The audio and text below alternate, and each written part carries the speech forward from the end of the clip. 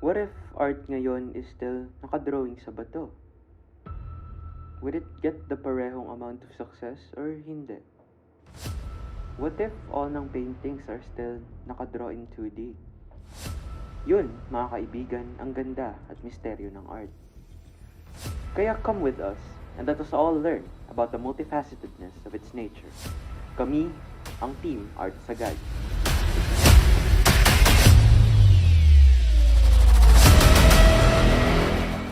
A pleasant day to all of you. This is Art Sagad, a team that passionately believes in making Sagad the appreciation of art. Hi, ako nga pala si Mark Johnson Santos. Hey yo, what's up? This is Mariana Arinyara. O ano tinitingin niyo dyan? Call me Miss Jezreel Pepito. Ladies and gentlemen, today we will be presenting a masterful discussion regarding what, Jezza? Hi guys! It's about two-dimensional expressions through painting. In today's presentation, we will have 4 main segments: prerequisite essence, applicatories and contextuals, channeled perceptions, and conclusivity of thought. With that, let us begin with prerequisite essence. Jezza, what first comes to mind when you hear two-dimensional painting expressions? Two-dimensional images only involve the dimensions of length and width in making an artwork. With the absence of the additional elements of depth, realistic perspective, and lifelike space, artists utilize these two dimensions to produce an artwork that exists on a flat surface. Some of these examples are Vincent van Gogh's Starry Night and Gustav Klimt's The Kiss. On the other hand, expressionism is an artistic style that shows a distorted image of reality and expresses the emotions and ideas within a person through the use of bright colors, bold brushstrokes, and abstract styles. Pablo Picasso's The Old Guitarist and Edvard Munch's The Scream are some artworks influenced by expressionism.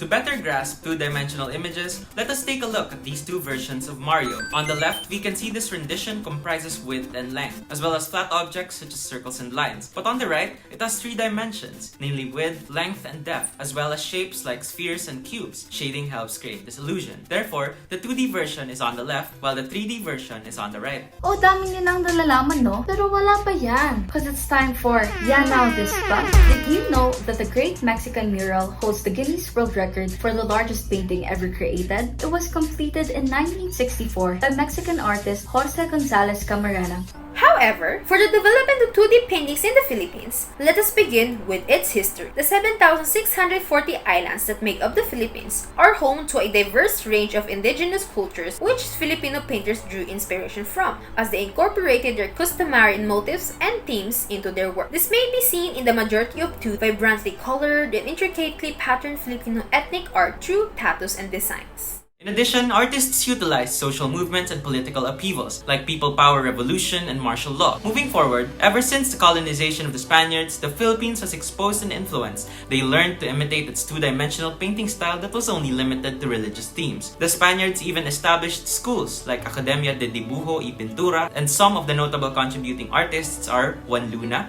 Victorio Edades, and Felix Hidalgo. Through the Spaniards' influence, Filipino artists managed to combine the tradition and modernism of the Philippines to innovate and invent their own unique style in the Filipino way. A lot of the early paintings produced were undoubtedly 2D. Now, let us move on to applicatories and contextuals. In the Philippine context, a lot of nationally and Gawad sa Manlilikha ng Bayan awardees are artists of two-dimensional art and expression, among which include From Hillman to Sergeant by Ben Cabrera, Hills from Nico by Jose Hoya, and lastly, Man on Fire by Ang Kiyuko. Our first two-dimensional art today was made in 1978, showing a 3-colored palette from green to red, depicting the transformation of a mountain tribesman to a martial law sergeant. Check this out. The man's facial expression has the same blank expression all throughout the transition, expressing the feeling of numbness under Marcos' dictatorship. The painting used etching as its medium, with dimensions of length and width in light sketches. Moving on, the second art was inspired by the existing hills in Nikko, Japan, which includes vibrant colors, visual textures, multiple lines, and the use of positive and negative space. It is an abstract art painted by Jose Hoya using oil painting as its medium. It represents an analogy of human flaws in earth tones color. As for Man on Fire, it is an oil painting on canvas, one that is abstract, using many shapes like triangles, quadrilaterals, and others. In essence, it is a depiction of a man in great pain and sorrow, as seen throughout his body, posture, and expression. Because of the flat foreground and background absent of any depth and perspective, this is an example of a 2D artwork. Now that we have the prerequisites and context in the understanding of 2D art expressions, let us proceed to channel perceptions.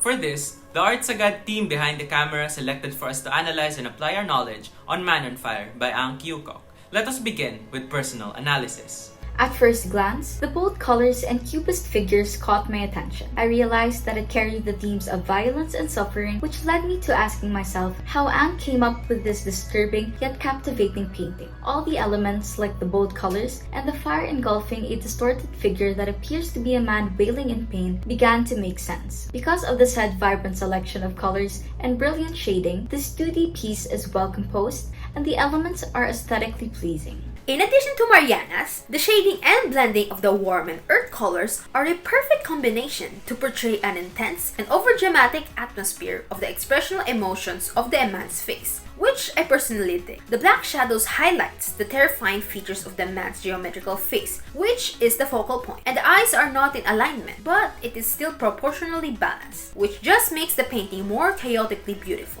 For me, the piece works so well because there are no drastic contrasts in color, and the majority of the canvas was utilized, but it isn't crowded and overwhelming. Wow, that was just amazing. Well, to add to that, seeing this painting, a man burning in complete anguish, literally, is one unique, intriguing, and emotion-inducing experience. Because of the color selection, bright foreground and background, the emotion on the face and the way in which the man is orientated, the vibe and message the artist wanted to convey was fully encapsulated. As a result of the various shapes of cubism, the observer's eyes are drawn towards the middle and then move along the sides of the flames and so on. Despite this painting being mostly 2D, the way it was orientated, shaded, and how the elements complemented each other make the piece not so flat and interesting. It is undeniably a piece that works. Now we arrive at interpretation. What does this piece really mean? From my perspective, I was drawn towards believing that Ang's work is a commentary on the suffering the Filipinos endured during the Marcos regime, as his paintings are a reflection of the world through his eyes. It was around the time of martial law that he returned to painting grotesque and violent imagery.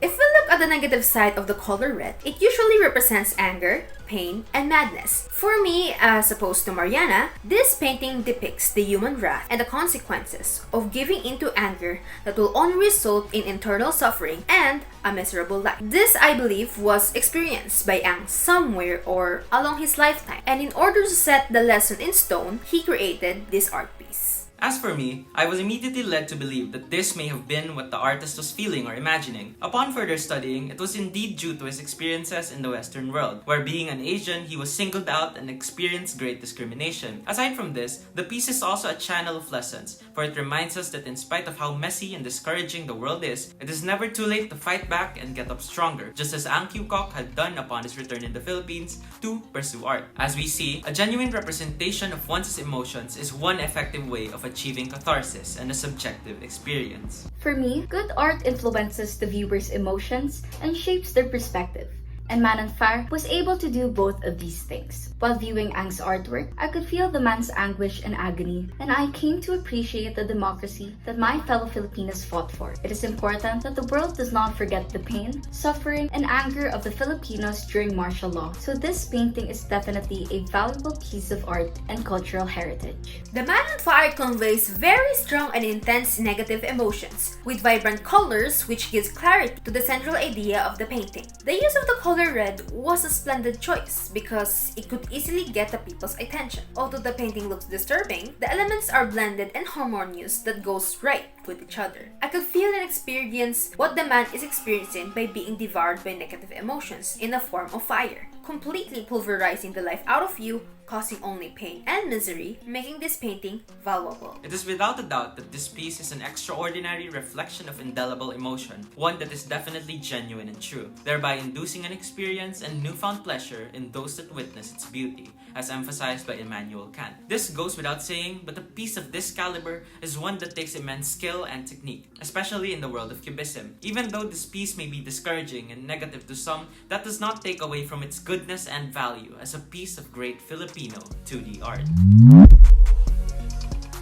Now that, ladies and gents, is truly an art piece like no other among the many others that exist. Even though it was in 2D, it had everything from objectivity, imagination, and intuition to catharsis and expression.